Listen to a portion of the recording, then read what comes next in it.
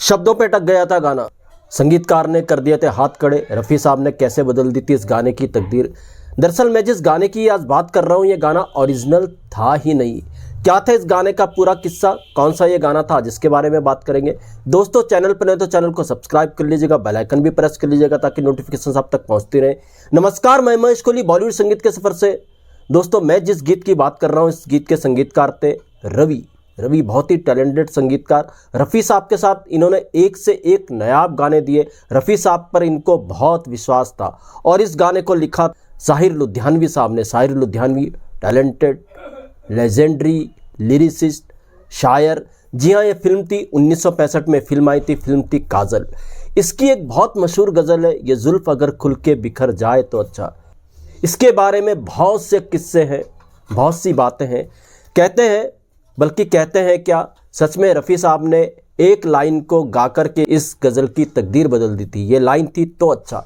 इसको लेकर के बहुत सी बातें होती हैं कि जब साहिर लुधियानवी ने एक ही लाइन को 17 बार लिखा तो संगीतकार रवि हिल गए थे।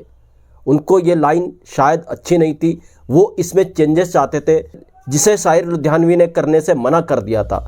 तो अच्छा लाइन को साहिर लुधियानवी ने बदलना नहीं चाहा, संगीतकार रवि चाहते थे तो अच्छा है लाइन को तो अच्छा है किया जाए, कुछ और इसमें जोड़ा जाए, मगर साहिर लुधियानवी ने ऐसा करने से मना कर दिया था। तब संगीतकार रफ़ी साहब के पास गए।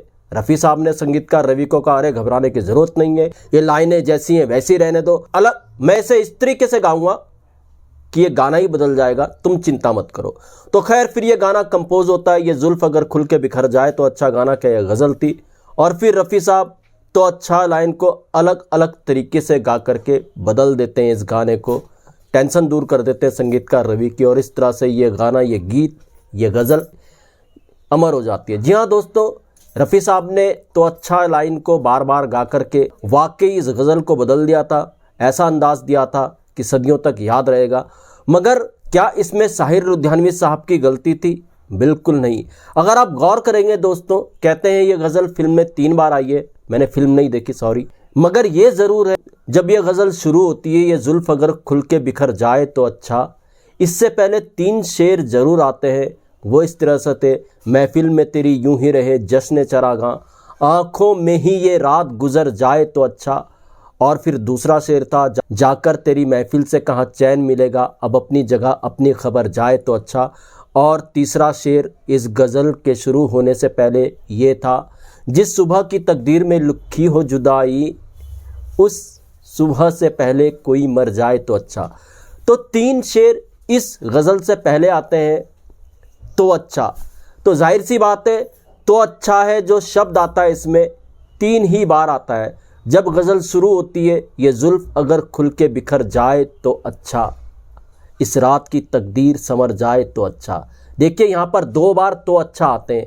कहते हैं कि 17 बार साहिर साहब ने लिखा, बिल्कुल गलत। 17 बार साहिर साहब ने इस लाइन को लिखा ही नहीं। लिरिकली अगर देखें, लिरिक्स के साथ तो लाइन 9 बार आई है, ये जुल्फ अगर खुल के बिखर जाए तो अच्छा, इस रात की तकदीर गुजर जाए तो अच्छा। अब तो अच्छा को देखें तो 2 ही बार तो है ना, मगर बार बार ये शब्द कैसे आया है? जी हाँ, लिरिक्स के कारण ये 15 बार या 17 बार शब्द रिपीट नहीं हुआ, बल्कि धुन के कारण 15 से 17 बार ये शब्द रिपीट हुआ तो अच्छा, ये जुल्फ अगर खुल के बिखर जाए तो अच्छा। फिर लाइन रिपीट होती है कंपोजिंग के साथ, ये जुल्फ अगर खुल के बिखर जाए तो अच्छा, इस रात की तकदीर संवर जाए तो अच्छा। फिर रिपीट होती है, इस रात की तकदीर संवर जाए तो अच्छा। तो धुन के साथ ये लिरिक्स बार बार आते हैं। लिरिक्स के साथ सिर्फ 9 बार साहिर लुधियानवी ने तो अच्छा को लिखा है। ये कहना गलत है कि 17 बार साहिर लुधियानवी ने तो अच्छा लिखा, तब रवि साहब घबरा गए थे कि कैसे बार बार ये लाइन रिपीट हो रही है। फिर वो रफ़ी साहब के पास गए। वाकई ये बात सच है, रफ़ी साहब ने 15 से 17 बार तो अच्छा है गा करके इस गज़ल की तकदीर को बदल दिया था, इसमें कोई शक सुबह वाली बात नहीं है। मगर ये कहना गलत है, साहिर साहब ने इस लाइन को 17 बार लिखा था। साहिर साहब ने तो अच्छा है को सिर्फ 9 बार लिखा था, तकरीबन 9 ही बार लिखा था। आप चेक कर लीजिएगा। 3 जो शेर आते हैं शुरू में, 3 बार उसमें थी।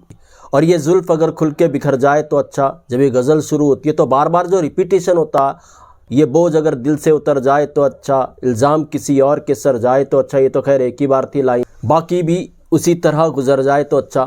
कुछ ऐसी लाइंस थी जो धुन के कारण बार बार रिपीट हुई, जिससे तो अच्छा है शब्द बार बार रिपीट हुआ और 15 से 17 बार ये शब्द पहुंच गया, जिसको रफ़ी साहब ने अलग अलग तरीके से गा करके इस गज़ल की तकदीर संवार दी थी। दरअसल दोस्तों ये गज़ल ओरिजिनल नहीं थी। जी हाँ, बिल्कुल संगीतकार रवि एक धुन एक गज़ल से प्रभावित थे और ये गज़ल थी फिल्म महल की गज़ल थी, गीत था फिल्म महल का। इसको राजकुमारी दुबे ने गाया था। इसके संगीतकार थे खेमचंद प्रकाश। इसको लिखा था नक्शब साहब ने और ये गज़ल थी राजकुमारी दुबे जी ने जिसको गाया था। ये गज़ल ये गीत था घबरा के हम अपने सर को टकराएं तो अच्छा हो। तो अच्छा हो शब्द से मुतासिर हुए थे संगीतकार रवि और इस तरीके से जब उनको काजल मिली, उनको कुछ ऐसी गज़ल बनाने का मौका मिला। तो 1949 में आई फिल्म महल के गाने या गज़ल से प्रभावित थे संगीतकार रवि। घबरा के जो सर को टकराए तो अच्छा, जिसको राजकुमारी दुबे जी ने गाया था। तो ये जुल्फ अगर खुल के बिखर जाए तो अच्छा, ये बिल्कुल इसको शुद्ध ओरिजिनल नहीं कह सकते थे।